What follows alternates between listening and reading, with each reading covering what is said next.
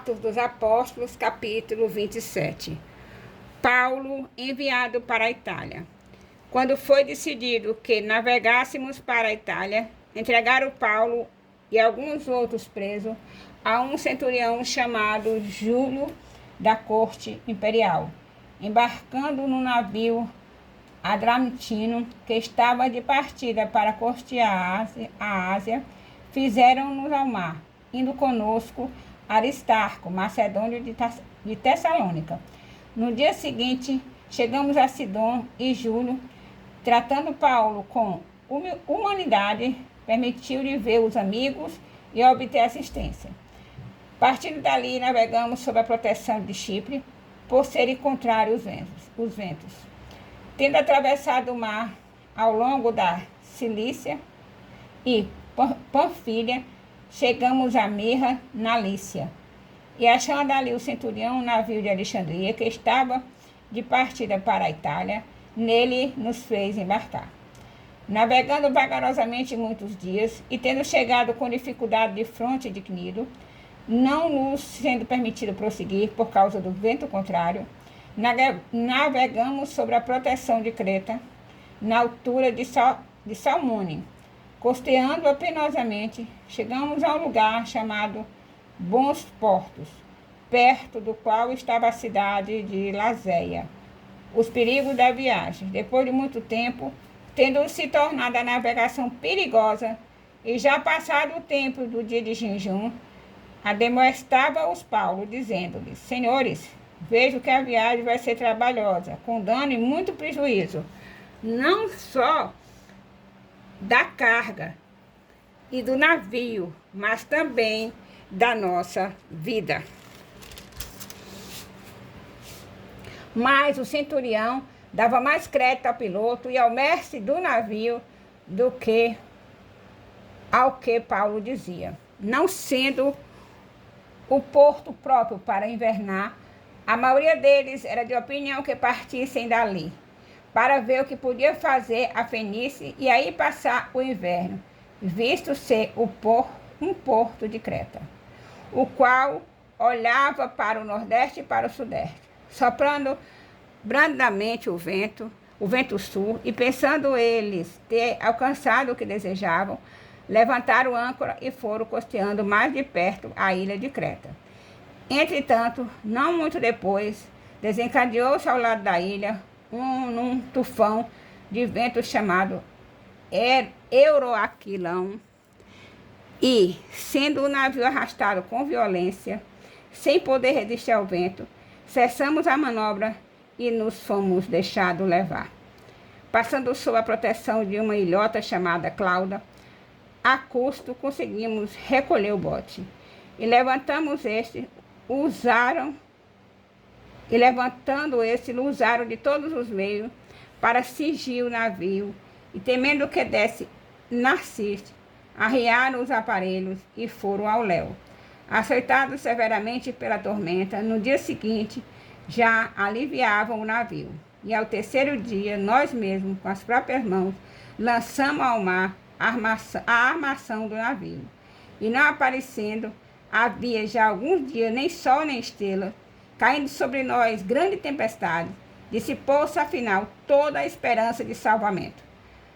Havendo todos estado muito tempo sem comer, Paulo, pondo-se em pé no meio deles, disse: Senhores, na verdade era preciso terem me atendido e não partir de Creta para evitar esse dano e perda. Mas já agora vos aconselho bom ânimo, porque nenhuma vida se perderá de entre vós, mas somente o navio. Porque esta mesma noite um anjo de Deus, de quem eu sou e a quem sirvo, esteve comigo, dizendo: Paulo, não temas, é preciso que compareça perante César. E eis que Deus, por sua graça, te dou todos quantos navegam contigo.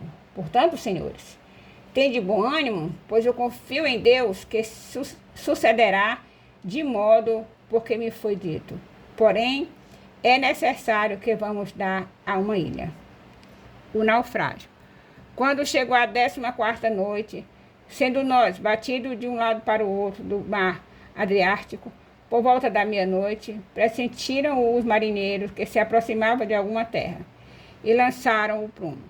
Acharam 20 braças. Passando um pouco mais adiante, tornando a lançar o prumo, acharam 15 braças.